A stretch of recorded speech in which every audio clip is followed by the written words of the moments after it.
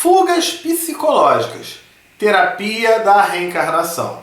O que é isso, Sérgio? É nosso comportamento diante de fugas que a gente faz, as desculpas esfarrapadas que a gente utiliza. Né? Às vezes eu não quero enfrentar uma dificuldade, e aí eu fico adiando, eu fico me escondendo, eu fico fugindo. Como isso funciona? Levando em consideração a psicologia convencional e a psicologia da reencarnação, a terapia da reencarnação. Eu já vou botar logo aqui um QR Code, que depois você pode abrir ali, e na descrição também está o link para a terapia da reencarnação. Você entender como é que funciona isso, tá? Pode entrar lá e você pode até marcar uma primeira sessão online sem compromisso, não paga nada, tá ok? Já fica aí o convite e lá tá tudo explicadinho sobre a terapia da reencarnação, tá? Dito isso, nós vamos utilizar e vamos nos próximos estudos aqui fazer um estudo do livro Conflitos Existenciais, da Joana de Ângeles, tá? Onde o capítulo 1º fala justamente sobre fugas psicológicas. E no nosso vídeo ele vai ser dividido em 3 partes. Esse primeiro capítulo. Primeiro, causas psicológicas das fugas. Segundo, os danos imediatos e os danos a longo prazo que essas fugas nos causam. E terceiro, soluções. Então, nas próximas 3 semanas, acompanha direto aqui, se inscreve no canal e clica no sininho, para você ser notificado sempre que eu colocar um vídeo novo. Dito isso, vamos lá então. Fugas psicológicas. Causas psicológicas das fugas. Então eu vou ler o livro e vou comentar aqui com vocês. Ele fala: o nosso sistema nervoso central, ele consegue suportar altas cargas emocionais. E aí o que acontece? Ou ele dilui aquilo, ou aquilo vai embora, ou quando eu não consigo diluir aquilo, eu transfiro para outras localizações, tá? Ela vai falando aqui sobre os nossos desencadeamentos de emoções, é o nosso self, né? É o nosso ego, tá?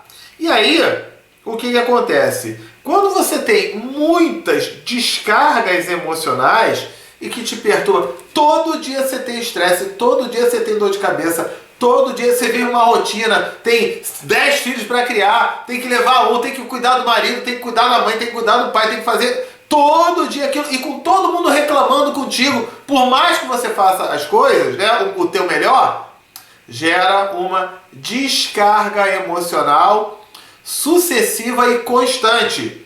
Uma coisa é você ter um estresse aqui, outro ali, ou esses estresses irem variando um pouquinho, mas você tem um momento de paz para você se reabastecer. Outro é quando isso é sucessivo. Então, é dito aqui o seguinte: sobrecarregam os nervos que, sem dúvida, transferem aquelas mais difíceis de serem contornadas e aceitas para arquivos do inconsciente, dando lugar a fugas psicológicas em que se comprazem muitos pacientes. Eu fujo daquele problema e fica tudo bem, quando na maioria das vezes você está adiando um problema ou deixando aquele problema crescer cada vez mais. Então esse é um ponto aí, é um fato, tá? Ela coloca assim: quando a gente, ao invés de enfrentarmos os problemas com naturalidade, a gente começa a produzir um movimento, um mecanismo automático escapista, né? Então eu fico escapando, eu fico levando lá para frente, eu fico adiando. Então isso, eu me lembro até de uma história uma vez, que eu estava num dia tão estressado em casa, a minha rotina todo estressado, estava assim uma pilha de nervos. Quando eu chego em casa, o meu cachorro, ele rasgou todas as almofadas da sala, do meu sofá, bagunçou a casa inteira, saindo aquele conteúdo que fica nas almofadas, né? Aquela estopa, aquele estofamento ali, a casa imunda, fez xixi na casa toda, subiu na minha cama, arrebentou meu travesseiro e de quebra, cereja do bolo, fez um cocôzão em cima da minha cama. Quando eu chego em casa, depois de um dia de estresse e vejo aquilo, a minha mente trabalhou assim: Isso não está acontecendo agora. Isso não está acontecendo agora. E eu não vou fazer nada nesse momento. Eu fui para o único canto da casa que ele não tinha feito nada, deitei, relaxei, descansei. E só no dia seguinte é que eu fui arrumar aquela bagunça. Por quê? Eu estava vivendo uma descarga muito forte e vinha aquilo. Foi um movimento de escape, até para que eu não ficasse, não surtasse naquele momento, ok? Você às vezes fazer isso até tá ok, desde que você estabeleça um prazo. A partir amanhã de manhã eu estou fazendo isso e está fazendo mesmo, ok? Essa é a grande questão. Só que a maioria das pessoas fica adiando e não faz nunca. Aí não resolve. Então ela fala, né?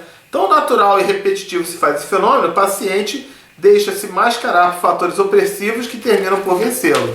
Então ela vai colocando aqui, desde a nossa infância, né, e desde movimentos também do nosso psicológico, do nosso inconsciente.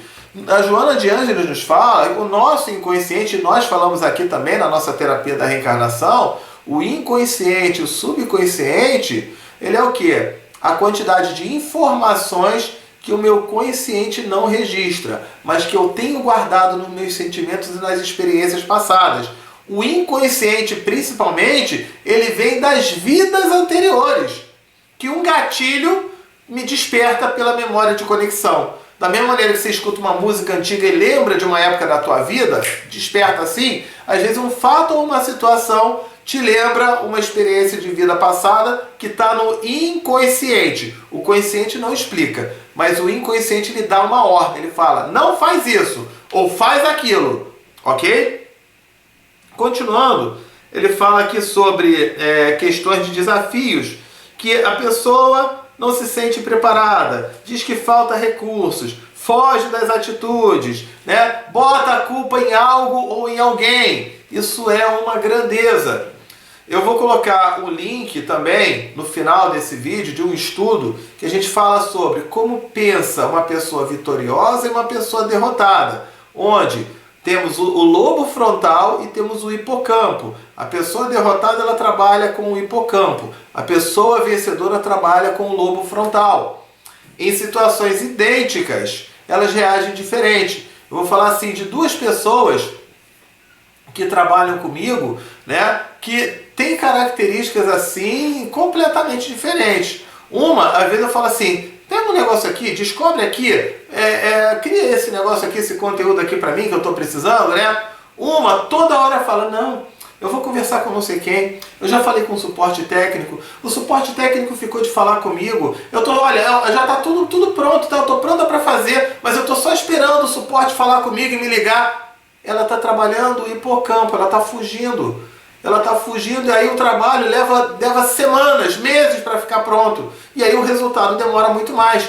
A outra pessoa, ela é totalmente diferente. Quando eu peço alguma coisa, às vezes eu ensino para ela algo e ela ficou com uma dúvida, ela nem vem perguntar para mim, Sérgio, eu fucei, eu fui lá no Google, eu fui lá no YouTube, eu procurei, eu fiz, olha, eu encontrei a solução, esse negócio aqui para mim não deu certo, mas eu achei um outro aplicativo que dá certo e que funciona. Olha a diferença aí das fugas. E eu pergunto, qual é a pessoa que cresce? Qual é que vai crescer mais na vida? Tudo bem, cada um tem o seu tempo, mas a pessoa que trabalha o lobo frontal, como essa menina que eu falei, que ela vai e resolve e busca, né? Ela cresce muito mais, ok? Então, vamos nós. Ele fala também que muitas vezes a gente, dentro de situações, a gente fica criando fugas, né?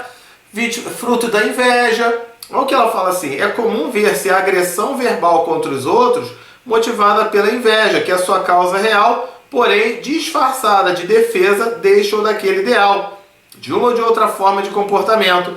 Uma pessoa chega, né, e comprou um carro novo, 0 km. Esse carro deve ter sido... Esse cara fez alguma mutreta, alguma falcatrua para ter esse carro. Olha a inveja. Mas a inveja é uma palavra que é quase que proibida de se falar, né? Você falar que é invejoso, você reconhecer que você tem inveja, né?